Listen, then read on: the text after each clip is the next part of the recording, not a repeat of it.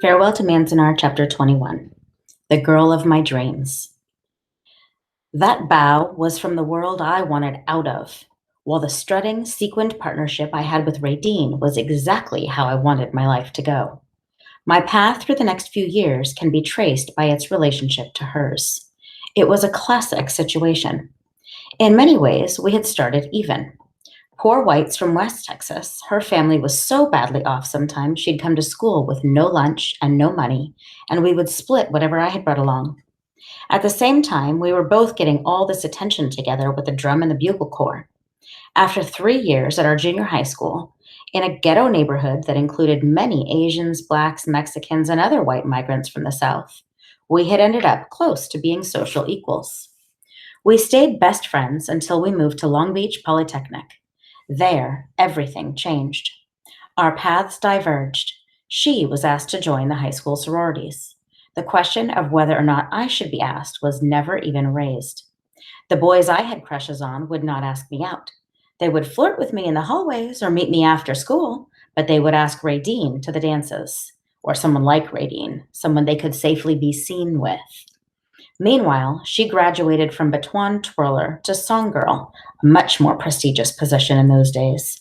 It was unthinkable for a Nisei to be a song girl. Even choosing me as majorette created problems. The band teacher knew I had more experience than anyone else competing that year. He told me so. But he was afraid to use me. He had to go speak to the board about it and to some of the parents to see if it was allowable for an Oriental to represent the high school in such a visible way.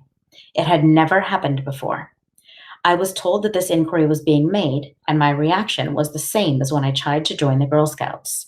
I was apologetic for imposing such a burden on those who had to decide. When they finally assented, I was grateful.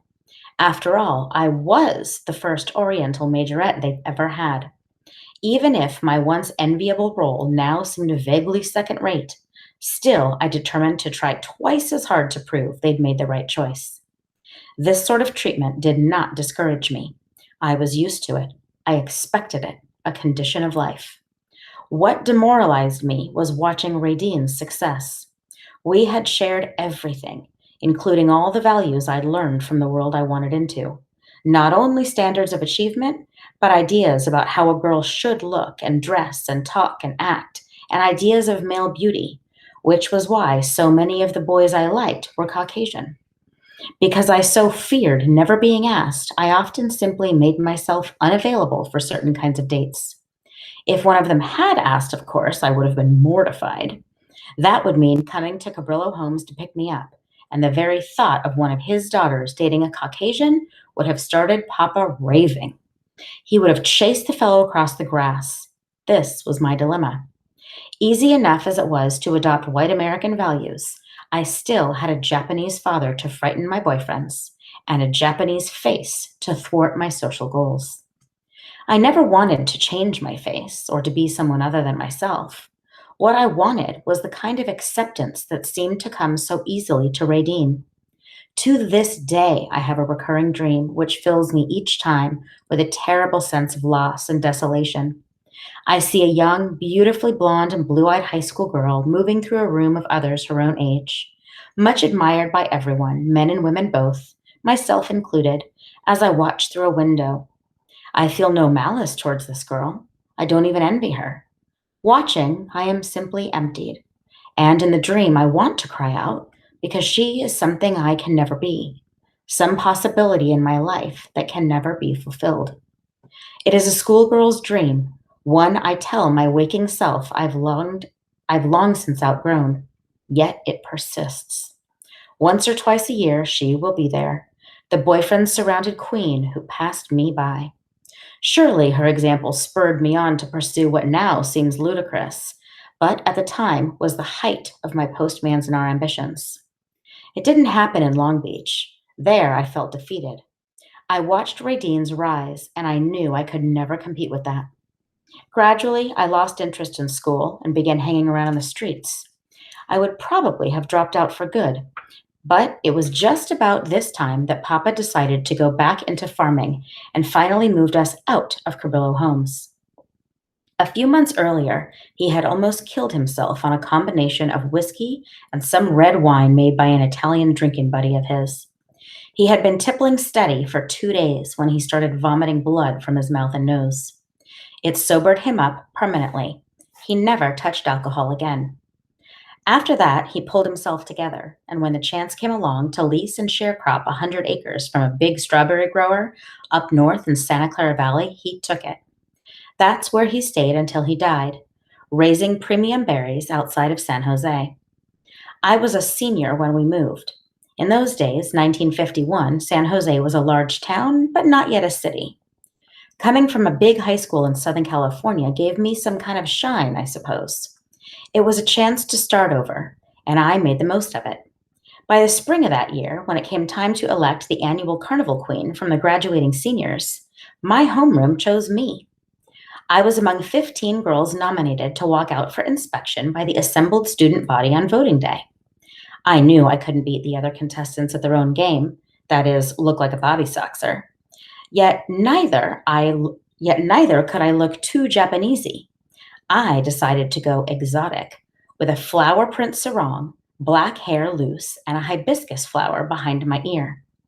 When I walked barefooted out onto the varnished gymnasium floor, between the filled bleachers, the howls and whistles from the boys were double what had greeted any of the other girls. It sounded like some winning basket had just been in the game against our oldest rivals. It was pretty clear what the outcome would be, but the ballots still had to be cast and counted. The next afternoon, I was standing outside my Spanish class when Leonard Rodriguez, who sat next to me, came hurrying down the hall with a revolutionary's fire in his eyes. He helped out each day in the administration office. He had just overheard some teachers and a couple of secretaries counting up the votes. "They're trying to stuff the ballot box," he whispered loudly. "They're fudging on the tally.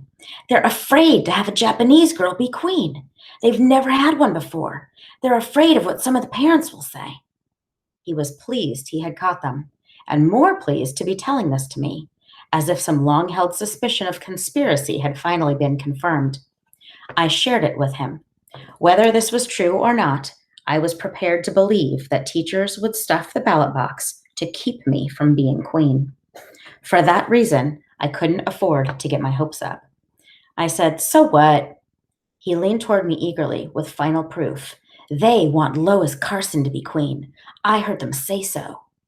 If applause were any measure, Lois Carson wasn't even in the running. She was too slim and elegant for beauty contests. But her father had contributed a lot to the school. He was on the board of trustees. She was blonde, blue-eyed. At that point, her name might as well have been Radine. I was ready to capitulate without a groan. "If she doesn't make Carnival Queen this year," Leonard went on smugly, "she'll never be queen of anything anywhere else for the rest of her life." "Let her have it then if she wants it so much." "No, we can't do that. You can't do that." I could do that very easily. I wasn't going to be caught caring about this or needing it the way I had needed the majorette position. I already sensed, though I couldn't have said why, that I would lose either way, no matter how it turned out. My face was indifferent. "How can I stop them from budging?" I said, "if that's what they want to do." He hesitated, looked around. He set his brown face. "My champion." "You can't," he said. "But I can." He turned and hurried away toward the office. The next morning, he told me he had gone in there and raised holy hell, threatened to break this news to the student body and make the whole thing more trouble than it would ever be worth. An hour later, the announcement came over the intercom that I had been chosen. I didn't believe it. I couldn't let myself believe it. But for the classmates who had nominated me, I had to look overjoyed. I glanced across at Leonard and he winked, shouting and whooping now with all the others. At home that evening, when I brought this news, no one whooped. Papa was furious. I had not told them I was running for queen. There was no use mentioning it until I had something to mention. He asked me what I had worn at the tryouts. I told him. "No wonder those Hakajin boys vote for you," he shouted. "It's just like those majorette clothes you wear in the street, showing off your body. Is that the kind of queen you want to be?" I didn't say anything. When Papa lectured, you listened.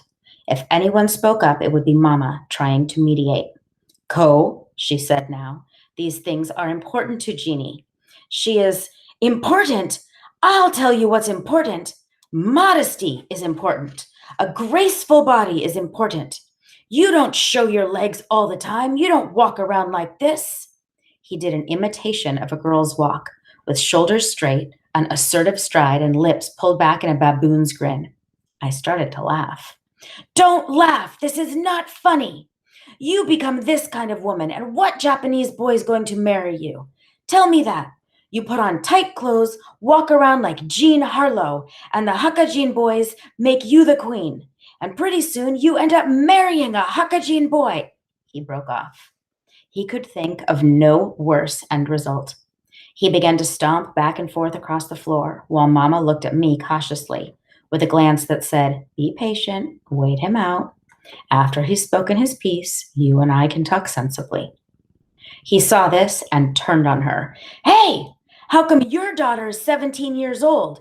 And if you put a sack over her face, you couldn't even tell she was Japanese from anybody else on the street." "Oh," Mama said quietly, "Jeannie's in high school now. Next year she's going to college. She's learning other things." "Listen to me. It's not too late for her to learn Japanese ways of movement. The Buddhist church in San Jose gives odori classes twice a week. Jeannie, I want you to phone the teacher and tell her you are going to start taking lessons. Mama has kimonos you can wear. She can show you things too. She used to know all the dances. We have pictures somewhere. Mama, what happened to all those pictures?" I had seen them. Photos of Mama when she lived in Spokane, 12 years old, and her round face blanched white with rice powder. I remember the afternoon I spent with the incomprehensible old geisha at Manzanar. "Papa," I complained, "don't make faces. You want to be the carnival queen? I'll tell you what. I'll make a deal with you. You can be the queen if you start odori lessons at the Buddhist church as soon as school is out." He stood there, hands on hips, glaring at me, and not at all satisfied with this ultimatum. It was far too late for odori classes to have any effect on me, and Papa knew this. But he owed it to himself to make one more show of resistance. When I signed up a few weeks later, I lasted about 10 lessons. The teacher herself sent me away. I smiled too much, and I couldn't break the habit. Like a majorette before the ever-shifting sidewalk crowd, I smiled during performances. And in Japanese dancing, that is equivalent to a concert violinist walking on stage in a bathing suit. Papa didn't mention my queenship again. He just glared at me from time to time with great distaste, as if I had betrayed him. Yet in that glare, I sometimes detected a flicker of approval, as if this streak of independence, this refusal to be shaped by him, reflected his own obstinance. At least these glances seemed to say, "She has inherited that." Mama, of course, was very proud. She took charge and helped me pick out the dress I would wear for the coronation. We drove to San Jose and spent an afternoon in the shops downtown. She could take time for such things now that Papa was working again. This was just one of the few days that she and I ever spent together, just the two of us, and it confirmed something I'd felt since early childhood. In her quiet way, she had always supported me, alongside of or underneath Papa's demands and expectations. Now she wanted for me the same thing I thought I wanted. Acceptance, in her eyes, was simply another means for survival. Her support and Papa's resistance had one point in common. Too much exposure was unbecoming. All the other girls, my 4 attendants, were going strapless. Mama wouldn't allow this. By the time we finished shopping, I had begun to agree with her. When she picked out a very frilly ball gown that covered almost everything and buried my legs under layers of ruffles, I thought it was absolutely right. I had used a low-cut sarong to win the contest. But once chosen, I would be a white-gowned figure out of Gone with the Wind. I would be respectable. On coronation night, the gym was lit like a church, with bleachers in half dark and a throne at one end, flooded brightly from the ceiling. The throne was made of plywood, its back shaped in a fleur-de-lis, all covered with purple taffeta that shone like oily water under moonlight. Bed sheets were spread to simulate a wide white carpet length up the gym, from the throne of the do- from the throne of the door to the girls' locker room, where, with my attendants, we waited for the PA system to give us our musical cue. Lois Carson, the trustee's daughter, was one of them. She wore a very expensive strapless gown and a huge orchid corsage. Her pool brown shoulders glowed in the harsh bulb light above the lockers. "Oh, Jeannie," she had said as we took off our coats, "what a marvelous idea." I looked at her inquisitively. "The high neck," she explained, studying my dress. "You look so sedate, just perfect for a queen." As the other girls arrived, she made sure they all agreed with this. "Don't you wish you'd thought of it?" she would say. And then to me, during a silence she felt obliged to fill, "I just love Chinese food." The others exclaimed that they too loved Chinese food, and we talked about recipes and restaurants until the music faded in. "Girl of my dreams, I love you. Honest I do, you are so sweet." It swelled during the opening bars to cover all other sounds in the gym. I stepped out into the blue light that covered the first sheet, walking very slowly, like you do at weddings, carrying against the white bodice of my gown a bouquet of pink carnations. A burst of applause resounded beneath the music, politely enthusiastic, followed by a steady murmur. The gym was packed and the lights were intense. Suddenly, it was too hot out there. I imagined that they were all murmuring about my dress. They saw the girls behind me staring at it. The throne seemed blocks away, and now the dress was stifling me. I had never before worn such an outfit. It was not at all what I should have on. I wanted my sarong, but then thought, no, that would have been worse. Papa had been right about the sarong. Maybe he was right about everything. What was I doing out there anyway, trying to be a carnival queen? The teachers who'd counted the votes certainly didn't think it was such a good idea. Neither did the trustees. The students wanted me, though. Their votes proved that. I kept walking my processional walk, thinking of all the kids who had voted for me, not wanting to let them down, although in a way I already had. I wasn't the girl in this old-fashioned dress they had voted for. But if not her, who had they voted for? Somebody I wanted to be, and wasn't. Who was I then? According to the big wall speakers now saxophoning through the gym, I was the girl of somebody's dream. "Since you've been gone, dear, life don't seem the same. Please come back again." I looked ahead at the throne. It was even further away, a purple carriage receding as I approached. I glanced back. My four attendants seemed tiny. Had they stopped back there? Afterward, there would be a little reception in one of the classrooms, punch and cookies under fluorescent tubes.